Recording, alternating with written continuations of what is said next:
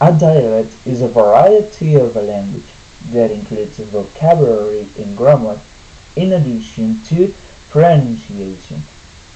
For example, English, which is the most spoken language around the world, has many dialects.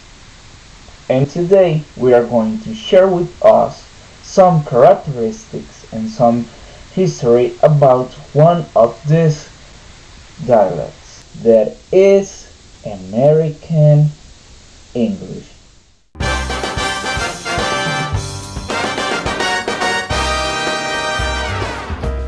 To talk about American English, we have to take into account a very important fact, that is the England colonization in North America territory. Because of that, native people from that territory had to learn how to speak the settled language, in that case, English. But that was a British accent.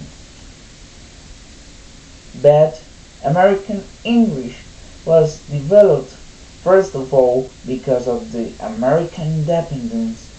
I mean, that created a sense of isolation from British accent because the settlers were not in that territory. And American English was developed also thanks to the influence of other languages, for example, Spanish, French, Sweden, among others. And for these reasons, American English was developed. So here we're going to talk about the characteristics in British and American English. So in the first part, the most common is phonetic. British seems a little bit rude, and American seems a little bit lazy. So we can find in the first word like the R sound in British is mute. So there are many words like park. In American we say park, where in British we say park. The same example with the word sword. In American we say sword, and in British we say sword. About the vowels, they also change in those languages.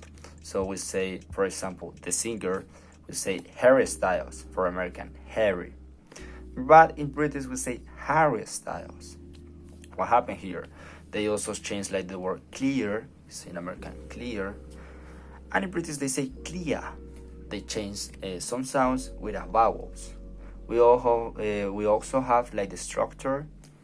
It is basically the most common. The British is tend to use the present perfect for action that just happened. So in British they say, I have lost my keys, can you help me to find them? And in American we can say like, I lost my keys, can you help me to find them? So in British they say, I have lost, and in American they say, I lost. We also have like the example of in British they say got, and in American they say gotten. It is like the rule. It has no exception.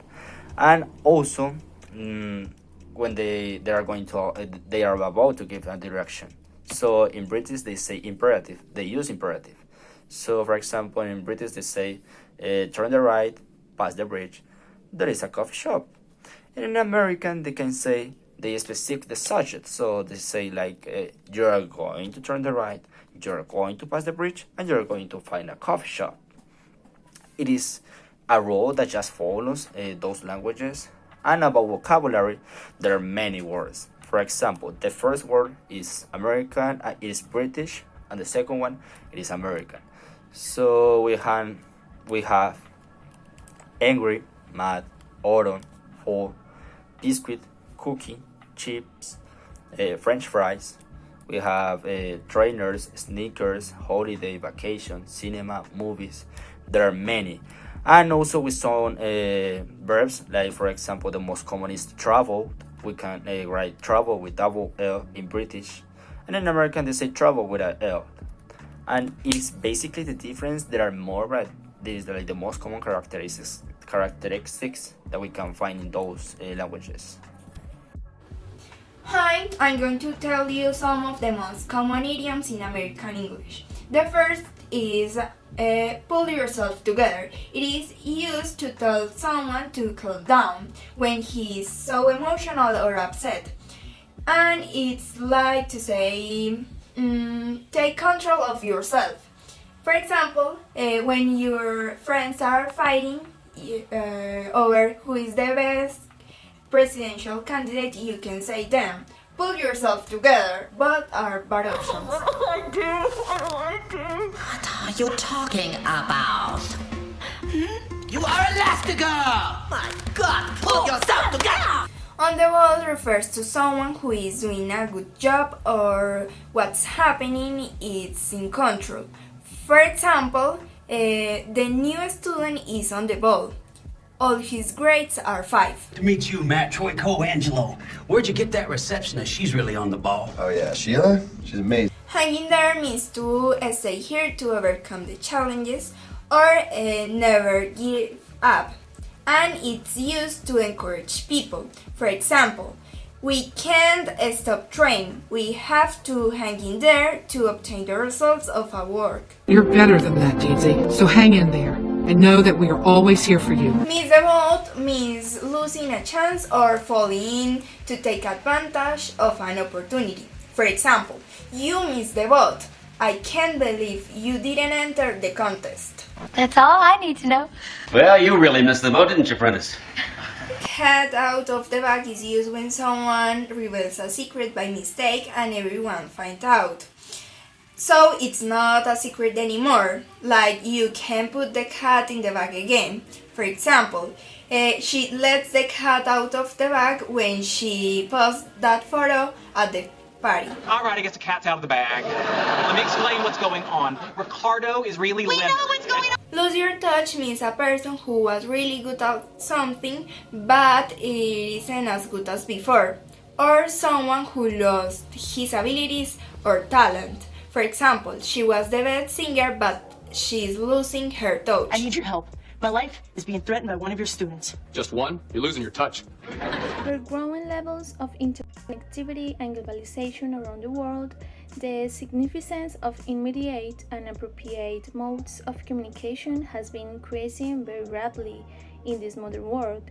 It is an undeniable fact that there is a need for a common language to communicate with the present growing commerce and trade between companies from all over the world. With the development of informatization as well as globalization, it is evident that most people all over the world are communicating with the people of other regions in only one international recognized language, that is English. This is the language that is almost used between an agent and an international company.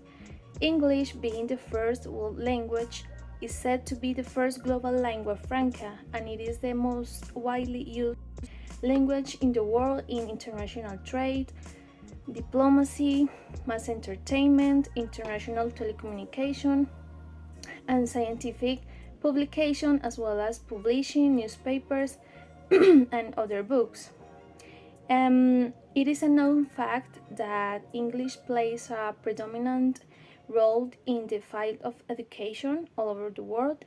It has become a compulsion to learn English, as most of the books of higher education are written in English.